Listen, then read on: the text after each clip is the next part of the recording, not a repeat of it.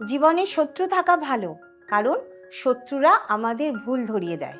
কিন্তু এমন শত্রু যেন না থাকে যে আমাদের ক্ষতি করবে, আমাদের তুমুলভাবে রিভেঞ্জ নেবে।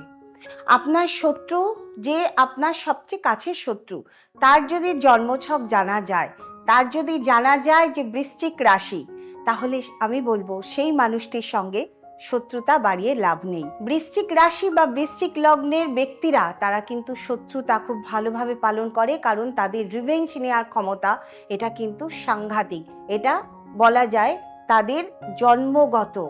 তারা রিভেঞ্জের জন্য, সময়ের জন্য অপেক্ষা করে। সময় যখন পাবে তারা কিন্তু শত্রুতার প্রতিশোধ নিয়ে নেবে।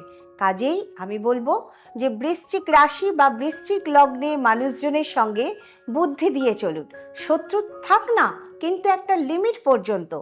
তাদের থেকে তারা আপনার যতটা ভুল ধরাতে পারে অন্য কেউ পারবে না, তবে বেশি বাড়ানোর দরকার নেই। নমস্কার।